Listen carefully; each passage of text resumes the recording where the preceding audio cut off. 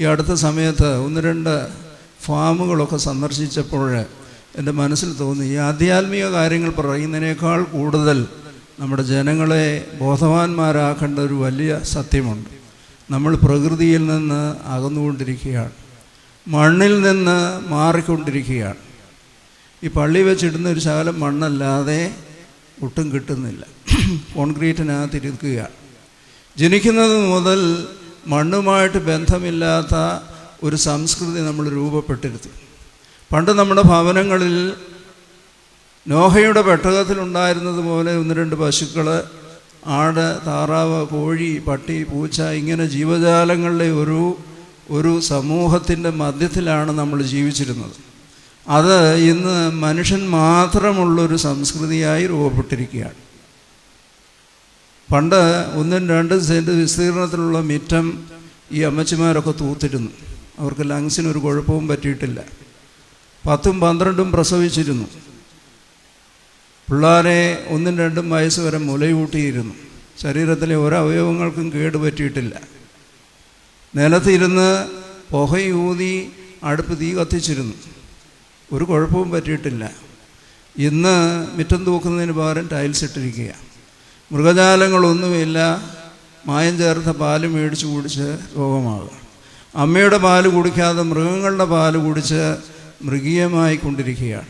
പ്രകൃതിയുമായിട്ട് യാതൊരു ബന്ധവുമില്ല. മരമൊക്കെ വെട്ടി പ്ലാസ്റ്റിക് വെച്ച് അങ്ങനെയുള്ള യാന്ത്രികമായ ജീവിതത്തിൽ നമ്മുടെ ബാങ്ക് ബാലൻസ് കൊണ്ടോ നമ്മുടെ ധനം കൊണ്ടോ നമുക്ക് ജീവിക്കുവാനൊക്കെയില്ല. പ്രകൃതി മുഴുവൻ ചൂടായിക്കൊണ്ടിരിക്കുകയാണ്. പ്രാണവായുവിൻ്റെ അഭാവം ഒരുപാടുണ്ടായിക്കൊണ്ട്. പണ്ട് ഒരു വീടിൻ്റെ മുമ്പിൽ ഒരു എഴുത്തിലുണ്ടായിരുന്നു, ഈ മൃഗജാലങ്ങൾക്ക് അതിൻ്റെ ലങ്സ് വലുതായതുകൊണ്ട് അതെടുക്കുന്ന ഓക്സിജൻ്റെ പകുതി എപ്പോഴും വെളിയിലോട്ട് വിട്ടുകൊണ്ടിരിക്കും.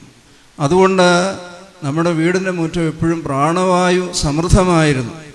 ചാണകം അപകടം കുറഞ്ഞ ഒരു വലിയ അണുനാശിനിയായിരുന്നു. പണ്ട് മുറവും മിറ്റവും ഒക്കെ തളിക്കുകയും അതുകൊണ്ട് മെഴുകുകയും ഒക്കെ ചെയ്യുമായിരുന്നു. ഇന്ന് സായിപ്പാണത് കണ്ടുപിടിച്ചത്. മറ്റേത് അണുനാശിനിയേക്കാൾ ഈ വൈറസിനെ ആക്രമിച്ച് കീഴ്പ്പെടുത്തുവാൻ ഇതിന് വലിയൊരു ശക്തിയുണ്ട്. ഇങ്ങനെ പ്രകൃതിയുമായി ബന്ധപ്പെട്ട് ജീവിച്ചിരുന്ന ഒരു സംസ്കൃതി മാറ്റി പ്രകൃതിയുമായി യാതൊരു ബന്ധവുമില്ലാതെ പണ്ട് വെള്ളം കോരുമായിരുന്നു, അരി ഇടിക്കുമായിരുന്നു, നെല്ല് കുത്തുമായിരുന്നു, സമ്മന്തി അരയ്ക്കുമായിരുന്നു. അവർക്ക് അസ്ഥിക്കൊന്നും തേയ്മാനമില്ലായിരുന്നു. അവർ 90 വയസ്സ് വരെ ഓടി പള്ളിയിൽ പോകുമായിരുന്നു. വളരെ പ്രത്യാശയോടുകൂടെ ജീവിതമാണ്. ഇന്ന് 50 കഴിയുമ്പോഴേ ശരീരത്തിന് താങ്ങാൻ വയ്യാത്ത അവസ്ഥയിലേക്ക് നമ്മൾ മാറിക്കൊണ്ടിരിക്കുകയാണ്. നമ്മുടെ ജീവിതത്തെ ശ്രദ്ധിക്കുവാനായിട്ട് ആധ്യാത്മിക കാര്യങ്ങൾ മാത്രമല്ല, ബുദ്ധിയായി നമ്മുടെ ജീവിതത്തെ ക്രമീകരിക്കുവാൻ, ഈ പ്രകൃതിയെ അനുഗ്രഹമായി വിനിയോഗിക്കുവാൻ നമുക്ക് സാധിക്കണം. പ്രകൃതി കോപിച്ചുകൊണ്ടിരിക്കുന്ന ഒരു കാലഘട്ടത്തിലാണ്. ഇപ്പോൾ പലയിടത്തും കണ്ടു തീ. പണ്ട് വെള്ളത്തിൻ്റെ കഴിഞ്ഞു, ഇനിയും തീയുടേതാണ്. പിടിച്ചാൽ പോലും രക്ഷപ്പെടാൻ പാടില്ലാത്ത വിധത്തിൽ അന്തരീക്ഷം കാർബൺ ഡയോക്സൈഡ് കൊണ്ട് നിറഞ്ഞുകൊണ്ടിരിക്കുകയാണ്. പ്രാണവായുവിൻ്റെ അഭാവം. 10 വർഷത്തിന് മുമ്പ് മനുഷ്യൻ വെള്ളം കൊണ്ട് നടക്കുമെന്ന് പറഞ്ഞപ്പോൾ ആളുകൾ പരിഹസിച്ചു. ഇന്നെല്ലാവരും വെള്ളം കൊണ്ട് നടക്കുകയാണ്, കുടിക്കാനുള്ള വെള്ളം. അതുപോലെ ഒരു 10 വർഷം കഴിയുമ്പോൾ ഓക്സിജൻ്റെ ബോട്ടിലും കൊണ്ട് നടക്കേണ്ട ഒരനുഭവത്തിലേക്ക് നമ്മൾ പോവുകയാണ്. പ്രകൃതിയുമായി ബന്ധപ്പെട്ട് അനുരൂപപ്പെട്ട് ദൈവം തോട്ടം കാപ്പാനും അത് സൂക്ഷിപ്പാനും അത് സംരക്ഷിക്കുവാനും സൃഷ്ടിച്ച മനുഷ്യൻ അവൻ്റെ ജീവിതചര്യകൾ അതിനനുസരിച്ച് രൂപപ്പെട്ടില്ല എങ്കിൽ ഈ പ്രകൃതിയോടുകൂടി നമ്മൾ നശിക്കും. വലിയ സ്മാരകങ്ങളൊക്കെ ഉണ്ടാക്കിയാലും അതെല്ലാം നഷ്ടപ്പെട്ടു പോകുന്ന ഒരു കാലഘട്ടത്തിലാണ് നമ്മൾ ജീവിക്കുന്നത്. 8ാം ക്ലാസ് കഴിയുമ്പോൾ ഒരു കിടാവിനെ മേടിച്ചു കൊടുത്താൽ സ്കൂളിൽ നിന്ന് വരുമ്പോൾ അതിൻ്റെ സ്നേഹം കാണുമ്പോൾ അവനിലുള്ള മനുഷ്യത്വം ജീവിക്കപ്പെടും. ഇന്ന് അതിന് പകരം നമ്മുടെ കുഞ്ഞുങ്ങൾക്ക് ജീവനില്ലാത്തൊരു ഉപകരണമാണ് മേടിച്ചു കൊടുത്തിരിക്കുന്നത്. രാവും പകലും ആണും പെണ്ണും വ്യത്യാസമില്ലാതെ അതിൽ കാണുന്ന വെർച്വൽ ഇമേജസ് കണ്ടുകൊണ്ട് ജീവിതം നാശത്തിലേക്ക് തള്ളി നീക്കുകയാണ്. ഒരു പ്രത്യാശയും നൽകുന്നതല്ല. ഒരു മൃഗജാലങ്ങളെ ലാളിക്കുമ്പോൾ അതിൻ്റെ സ്നേഹം ഏറ്റുവാങ്ങുമ്പോൾ നമ്മളിലുള്ള മനുഷ്യത്വം കൂടുതൽ സജീവമായി തീരും.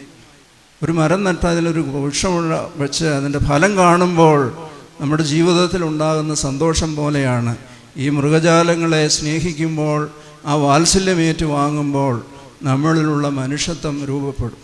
അതിന് പകരം നിർജീവമായ ഉപകരണങ്ങളിൽ ചുറ്റിക്കറങ്ങി നമ്മുടെ കുഞ്ഞുങ്ങൾ നാശത്തിലേക്ക് പോയിക്കൊണ്ടിരിക്കുകയാണ്. എല്ലാ കണ്ടുപിടുത്തങ്ങളും ആവശ്യമാണ്, പക്ഷേ അതിലുള്ള അമിതമായ ആശ്രയം അവരെ മനുഷ്യത്വമില്ലാത്തവരാക്കി തീർക്കുകയാണ്. മാതാപിതാക്കളോട് ഒട്ടും കാരുണ്യമില്ലാതെ സ്വന്തം കാര്യം മാത്രം നോക്കുന്ന ഒരു തലമുറയാണ് വളർന്നു വരുന്നത്. അതൊക്കെ അപകടത്തിൻ്റെ സൂചനയാണ്.